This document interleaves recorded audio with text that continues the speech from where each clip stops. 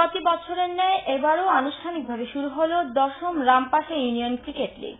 রোববার দুপুরে উত্তর বিশ্বনাথ আমজাদুল্লাহ কলেজ সংলগ্ন মাঠে রামপাশা ইউনিয়ন ক্রিকেট অ্যাসোসিয়েশনের টুর্নামেন্টের আয়োজন করে।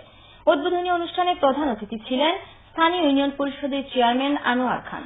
প্রধান অতিথির বক্তব্যে আনোয়ার খান বলেন, ১০ম রামপাশা ইউনিয়ন ক্রিকেট লীগ শুরু হলো। খেলাধুলা সহ ঐতিহ্যবাহী রামপাশা ইউনিয়নকে সকল পর্যায়ে আমাদের এগিয়ে নিতে হবে। রামপাশা ক্রিকেট অ্যাসোসিয়েশনের সভাপতি আরব শাহ সভাপতিত্বে ও সাধারণ সম্পাদক শাহনেওয়াজের উপস্থাপনায় উদ্বোধনী অনুষ্ঠানে বিশেষ অতিথির বক্তব্য রাখেন রামপাশা ইউনিয়নের সম্ভাব্য চেয়ারম্যান পদপ্রার্থী অ্যাডভোকেট আলমগীর হোসেন ও Bashir Uddin, SC bricks director Shipu Sikdar এবং হোলি চাইল্ড স্কুলের পরিচালক আতিকুর রহমান আতিক। অনুষ্ঠানে বিশেষ অতিথি ছিলেন যুক্তরাজ্য প্রবাসী আক্কাস মিয়া, কয়েস আহমদ ও ফখরুল ইসলাম, রামপাশা ক্রিকেট অ্যাসোসিয়েশনের উপদেষ্টা মণ্ডলীর সদস্যগণ, সংগঠনের সকল নেতৃবৃন্দ ও এলাকার গণ্যমান্য ব্যক্তিবর্গ উপস্থিত ছিলেন।